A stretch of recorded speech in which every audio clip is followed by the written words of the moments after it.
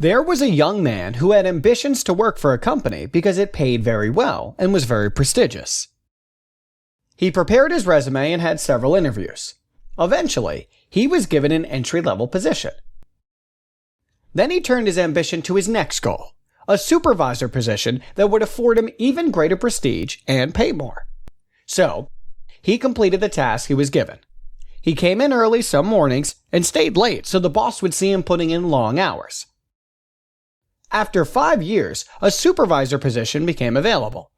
But to the young man's great dismay, another employee who had only worked for the company for 6 months was given the promotion.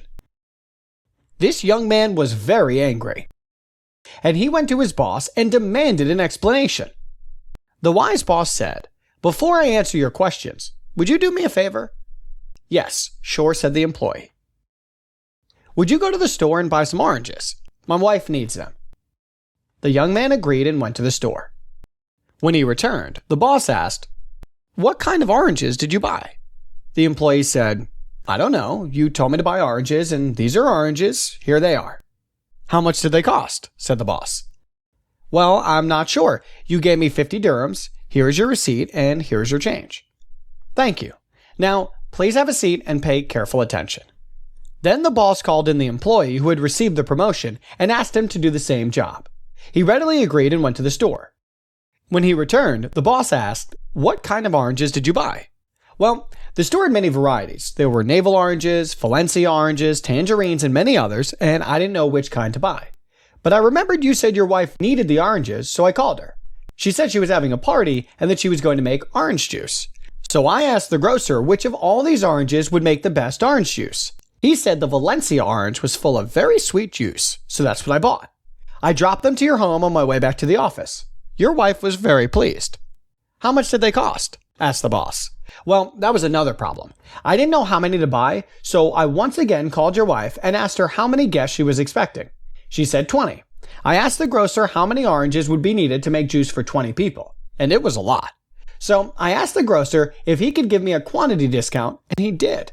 These oranges normally cost 75 fils each, but I paid only 25 fils. Here is your change and the receipt."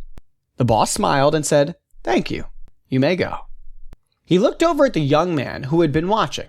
The young man stood up, slumped his shoulders, and said, "I see what you mean," as he walked dejectedly out of the office. What was the difference between these two young men? They were both asked to buy oranges, and they did. You might say that one went the extra mile, or one was more efficient, or one paid more attention to detail. But the most important difference had to do with real intent rather than just going through the motions. The first young man was motivated by money, position, and prestige. The second young man was driven by an intense desire to please his employer and an inner commitment to be the best employee he could possibly be, and the outcome was obvious. Anyone can be a great employee, if that is their real intent. But real intent must come from within. It doesn't come from external motivators such as money or titles. Real intent comes from a genuine desire to do the right thing for the right reason, along with an inner commitment to always put forth a best effort in all that one does. Great employees are willing to focus on helping others to become more successful, and inevitably, they themselves grow to become great leaders in the process. They take accountability for their actions, and they own their mistakes.